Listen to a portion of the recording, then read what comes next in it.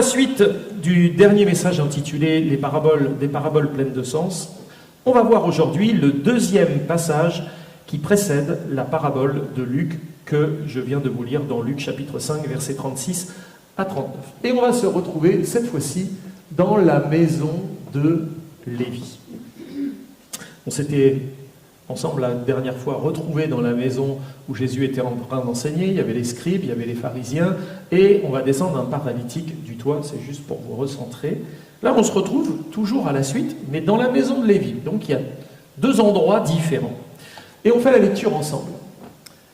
Après cela, Jésus sortit et il vit un publicain nommé Lévi, assis au milieu des péages. Oui, déjà à l'époque, il y avait des péages. Il lui dit « Suis-moi ». Et laissant tout, il se leva et le suivit. Lévi lui donna un grand festin dans sa maison, et beaucoup de publicains et d'autres personnes étaient à table avec eux. Les pharisiens et les scribes le murmurèrent et dirent à ses disciples « Pourquoi mangez-vous et buvez-vous avec les publicains et les gens de mauvaise vie ?» Jésus, prenant la parole, leur dit « Ce ne sont pas ceux qui se portent bien qui ont besoin de médecins, mais les malades. Je ne suis pas venu appeler à la repentance des justes, mais des pécheurs. » Ils lui dirent « Les disciples de Jean, comme ceux des pharisiens, jeûnent fréquemment et font des prières, tandis que les tiens mangent et boivent. » Il leur répondit « Pouvez-vous faire jeûner les amis de l'époux pendant que l'époux est avec eux? Les jours viendront où l'époux leur sera enlevé, alors ils jeûneront en ces jours-là. » Mais qui était ce Lévi? La Bible nous apprend qu'il était fils d'Alphée et qu'il était un des 12 disciples de Jésus. Mais avant de rencontrer le Seigneur, il était un publicain, c'est-à-dire un collecteur de taxes, ou dit autrement, un péager. À cette époque-là, Israël était sous domination romaine. Et donc tous ceux qui travaillaient pour le pouvoir en place étaient un petit peu considérés comme ce qu'on appellerait, nous, dans un langage un peu courant, vu notre histoire, un collaborateur. Donc c'est pas très bien vu d'être péager à la solde des Romains. Déjà parce qu'il travaillait pour les Romains et que c'était mal vu, mais Lévi collectait des impôts pour le gouvernement du roi Hérode qui régnait sur la Galilée, et on comprend donc sans mal que le fait de travailler pour les Romains, qui était une armée d'occupation, n'était pas tout à fait bien vu. Mais quand on s'intéresse un petit peu à l'histoire biblique et notamment aux péagers, on se rend compte que les péagers avaient une habitude fâcheuse ou une tendance fâcheuse de prélever plus de taxes que ce qui était demandé par les Romains. Et que le plus, ils se le mettaient dans la poche. Donc ils arrondissaient, comme on dit, leur fin de mois. Et évidemment, c'était très mal vu. Et les publicains, les péagers, étaient des gens détestés par le peuple. À part par les gens de son rang, qui étaient aussi des péagers, des publicains. Et puis, les publicains avaient l'habitude de fréquenter les gens de mauvaise vie. Pourquoi? Parce que les gens de mauvaise vie étant mal considérés, eux étant mal considérés, ils se regroupaient entre gens mal considérés, et puis voilà quoi. Ça ne voulait pas dire que les publicains étaient forcément de grands pécheurs devant l'Éternel, mais voilà, ils se retrouvaient souvent avec des gens qui étaient repoussés par l'ensemble des gens du peuple. D'ailleurs, sur ce point précis, le simple fait que Jésus choisisse un homme de cette espèce pour être un de ses disciples ne pouvait pas manquer de frapper la curiosité de tous et même l'indignation. Et donc, il y a quand même un choix de Jésus qui est très étonnant. Et on pourrait se poser une question. Jésus avait-il une attirance pour les mauvaises fréquentations? Évidemment que non. Mais en choisissant ce type de personne, c'est sûr que la gloire de Dieu était une évidence encore bien plus grande que s'il avait pris des gens remplis de compétences et de qualités certaines. Sans doute que la grâce est particulièrement évidente quand elle touche un homme de mauvaise vie. Aussi, nous pouvons ici admirer la grâce et la sagesse de Jésus, la grâce offerte à un tel pécheur, et la sagesse d'appeler un homme qui, en raison de son éducation et de ses capacités, allait être plus tard un instrument véritable et utile pour la rédaction de l'évangile qui porte son nom. Jean Calvin, il va écrire « Jésus nous montre dans la personne de Matthieu ou de Lévi que la vocation de tous ne dépend pas des mérites de notre propre justice, mais de sa pure libéralité. Matthieu n'a pas seulement été témoin et prédicateur de la grâce présentée en Christ, mais témoignage et exemple. C'est-à-dire qu'il n'a pas seulement répété des choses, mais il les a personnellement reçues et vécues. Quand on a reçu la grâce, c'est beaucoup plus facile d'en parler que quand on nous a fait un enseignement sur la grâce et qu'on ne l'a pas vraiment reçu dans notre vie personnelle. Mais que fit Lévi une fois appelé? Quand Jésus vint vers Lévi, il laissa son bureau de péage, donc en termes modernes, abandon de poste. Et il suit Jésus aussitôt. Est-ce que vous auriez fait la même chose? On peut se dire, il y a une espèce de spontanéité là. Attends, abandon de poste, imaginez, votre mari rentre le soir du travail et j'ai rencontré Jésus aujourd'hui sur mon lieu de travail et j'ai tout arrêté, j'ai quitté mon travail tout de suite, j'ai abandonné mon poste, je veux suivre Jésus. Nous sommes peut-être étonnés de voir les disciples tout abandonner pour suivre Jésus. En effet, ils n'hésitèrent pas un seul instant à tout quitter, même si cela dépasse la sagesse humaine. Remarquons ici que ce n'est pas Lévi qui a choisi Jésus, mais Jésus qui l'a d'abord choisi. C'est Jésus qui est venu vers lui. Ce n'est pas Lévi qui courait après Jésus. Et il en est de même pour nous. C'est Christ qui nous a choisis en premier lieu. Et ensuite, seulement, nous pouvons nous lever et le suivre. Ça, vous pourrez lire dans Jean chapitre 15, verset 16. « Ce n'est pas vous qui m'avez choisi, dit Jésus, mais c'est moi qui vous ai choisi. » Aussi, pour célébrer la joie nouvelle, la liberté et le salut qu'il venait de recevoir de Jésus, Lévi va organiser un festin dans sa maison. Et il invita ses amis et ses anciens collègues, parce que puisqu'il avait arrêté son travail, c'était ses anciens collègues, afin de leur présenter Jésus. Il voulait sans doute qu'eux aussi aient l'occasion de saisir le salut.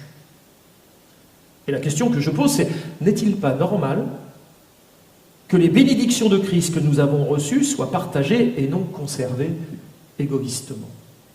Et la première chose que fait Lévi, après avoir reçu Jésus dans sa vie, être compté parmi les disciples, je vais faire un repas, je vais inviter tous mes amis, j'ai envie qu'ils puissent bénéficier de ce dont je bénéficie. Et il met tout en place. Les chrétiens sont donc des partageurs de bénédictions, ou des dispensateurs des grâces divines, dit dans un langage un peu plus théologique. Parlons maintenant du grand festin que Lévi organisa dans sa maison. On va se retrouver encore dans une maison, et comme un petit dessin, pas plus que des longs discours, on se retrouve de nouveau face à une maison. Sur le côté gauche, à l'extérieur de la maison, vous avez les scribes et les pharisiens qui, la dernière fois, étaient où? À l'intérieur. Ils sont à l'extérieur et il y a une table. Et autour de la table, sur la droite, vous avez Lévi. Sur la partie en haut, vous avez Jésus entouré de ses disciples. Et en bas, vous avez les publicains et les gens de mauvaise vie qui sont rassemblés autour de la table de Lévi pour un grand festin. La scène est bien différente de celle qui s'était déroulée lors de la guérison du paralytique. Lévi organisa un festin et invita Jésus. Il y avait beaucoup de publicains et de gens de mauvaise vie autour de la table, tandis que les scribes et les pharisiens étaient dehors. Jésus avait une autre idée que les pharisiens et les scribes au sujet des publicains et des gens de mauvaise vie. D'ailleurs, Matthieu écrira dans son évangile concernant Jésus, dans Matthieu 21, versets 31 et 32, « Je vous le dis en vérité, les publicains, c'est un peu choquant ce qu'il dit, et les prostituées vous devanceront dans le royaume de Dieu. Car Jean est venu à vous dans la voie de la justice, Jean le Baptiste, et vous n'avez pas cru en lui. Il vous a appelé à la repentance. Vous n'avez pas cru en lui, et dans le message qu'il vous annonçait. Mais les publicains et les prostituées ont cru en lui, et vous, qui avez vu cela, vous ne vous êtes pas ensuite repentis pour croire en lui. Ainsi, à cause de leur incrédulité, les scribes et les pharisiens n'eurent aucune part dans la maison de Lévi. Et cela provoqua une profonde indignation dans leur cœur. Non seulement Jésus est là dans la maison d'un péager, il est là avec des gens de mauvaise vie, il est là avec des publicains, et nous, on est dehors. Alors ça leur a pas plu. Luc 5,30, les pharisiens et les scribes murmurèrent et dirent à ses disciples, aux disciples de Jésus, « Pourquoi mangez-vous et buvez-vous avec les publicains et les gens de mauvaise vie ?» Deux points à relever concernant les scribes et les pharisiens. Ils se croyaient justes et faisaient une distinction vis-à-vis des publicains et des pécheurs. Mais la Bible ne dit-elle pas que si nous faisons exception de personnes, ou autrement dit, si nous faisons une sorte de préférence vis-à-vis de certaines personnes au préjudice des autres, nous commettons quoi? Un péché. Comme quoi les péchés, c'est parfois des choses bien plus subtiles que juste boire un coup de trop ou regarder des choses qu'il ne faut pas. Faire des préférences entre les gens, considérer certains et mépriser les autres, est un péché déjà. Nous commettons un péché. Nous sommes même condamnés par la loi comme des transgresseurs.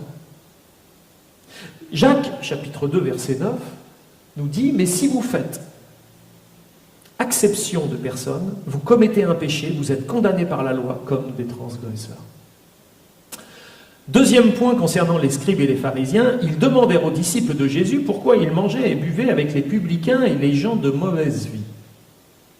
Et par cette question, ils prouvaient qu'ils n'avaient pas compris le changement de direction. On avait parlé du changement de direction la dernière fois. Ou en langage spirituel, la conversion. Faire demi-tour. Eux n'avaient pas du tout compris ce changement de direction. Ils ne savaient pas ce qu'était le royaume de Dieu et de quelle manière ce royaume-là s'établissait. De quelle manière il se mettait en place. Dans l'Épître aux Romains, chapitre 14, verset 17 au verset 19, Paul va écrire « Car le royaume de Dieu, ce n'est pas le manger et le boire, mais la justice, la paix et la joie par le Saint-Esprit. Celui qui sert Christ de cette manière est agréable à Dieu et approuvé des hommes. Ainsi donc, recherchons ce qui contribue à la paix et à l'édification mutuelle. » Alors la question se pose. Comment le royaume de Dieu s'établit? Celui qui est sauvé par la grâce, par le moyen de la foi. Colossiens chapitre 3 verset 12, Paul écrira « Ainsi donc, comme des élus de Dieu, saints et bien-aimés, revêtez-vous d'entrailles de miséricorde, de bonté, d'humilité, de douceur, de patience. » Alors dépouillés de nos œuvres mortes, de toutes ces choses qui peut-être pouvaient faire notre gloire fut un temps, mais qui en réalité sont plutôt à notre déshonneur, dépouillés de nos œuvres mortes, de notre vieille nature, allons donc faire un tour dans la garde-robe de la maison de Lévi. Revêtons-nous d'entrailles de miséricorde, de bonté, d'humilité, de douceur et de patience. De la même manière qu'il a appelé Lévi, Jésus nous invite. Et quelle belle invitation. Nous avons une place réservée à la table du Seigneur. Luc chapitre 12, versets 29 et 30. Il en viendra de l'Orient et de l'Occident, du Nord et du Midi, c'est-à-dire des 4 points cardinaux. Et ils se mettront à table, où? Dans le royaume de Dieu.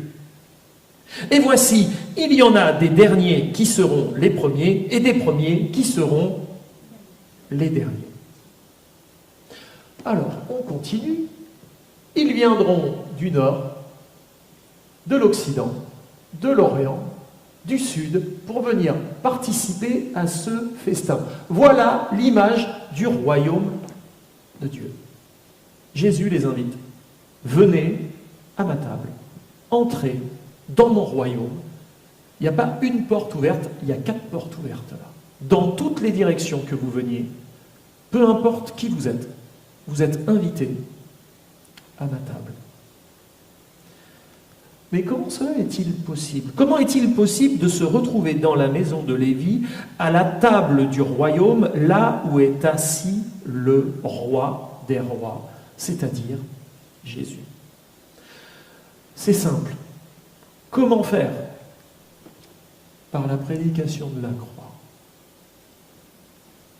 C'est-à-dire l'annonce de la bonne nouvelle. Nous n'avions aucune part avec le royaume de Dieu. Mais le fait que Jésus soit mort sur la croix pour expier nos péchés, pour pardonner nos péchés et nous réconcilier avec le Père, fait que nous avons la possibilité d'entrer dans le royaume de Dieu. L'annonce de la bonne nouvelle est cette invitation à tous ceux que Dieu appelle à lui de venir s'asseoir à la table. Cette bonne nouvelle, c'est que Christ est mort pour nos péchés selon les Écritures, qu'il a été enseveli et qu'il est ressuscité le 3e jour selon les mêmes Écritures. C'est aussi la prédication que prêchait Pierre, l'apôtre.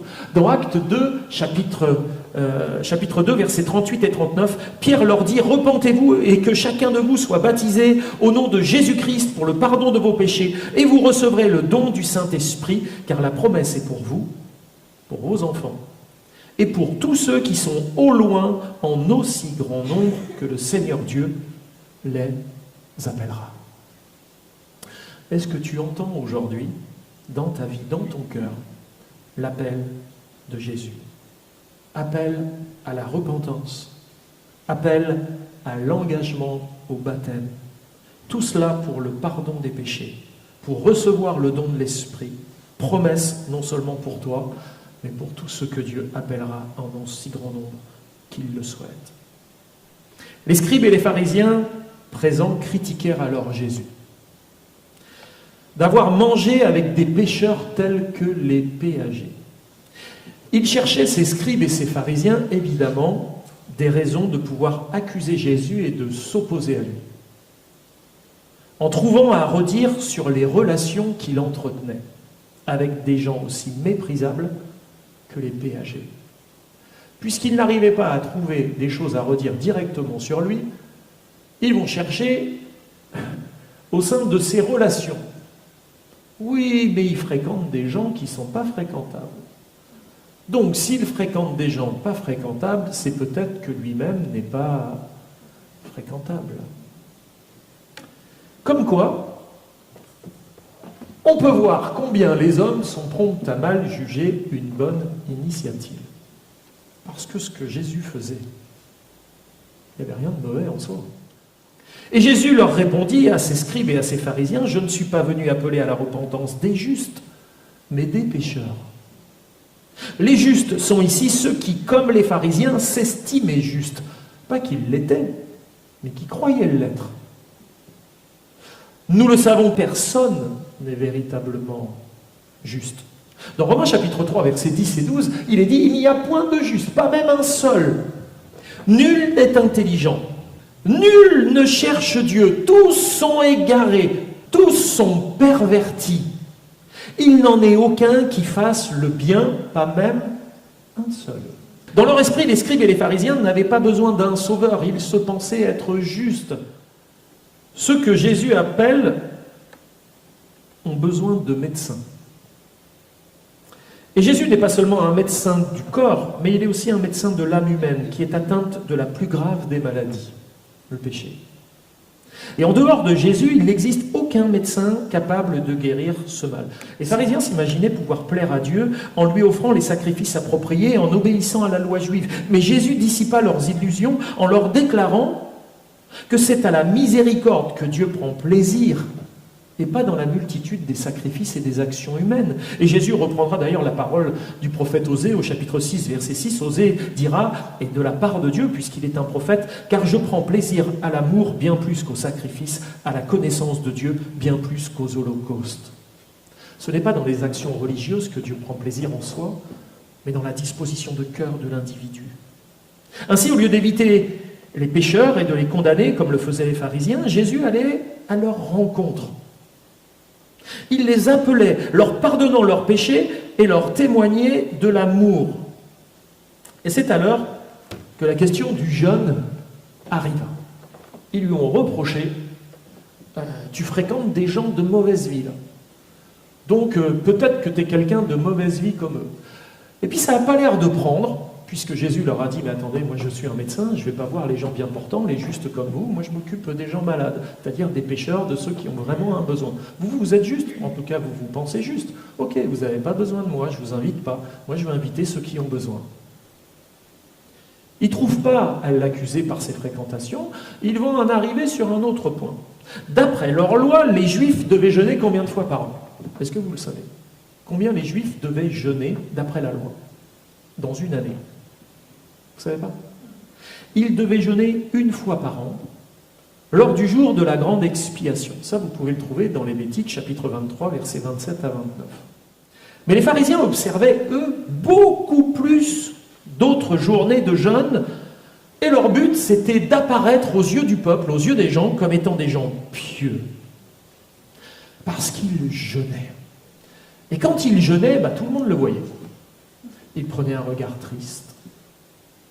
Luc, chapitre 5, verset 30, il est dit que les pharisiens et les scribes murmurèrent et dirent à ses disciples, « Pourquoi mangez-vous et buvez-vous avec les publicains et les gens de mauvaise vie ?» Jésus va donc intervenir lorsque cette question est posée.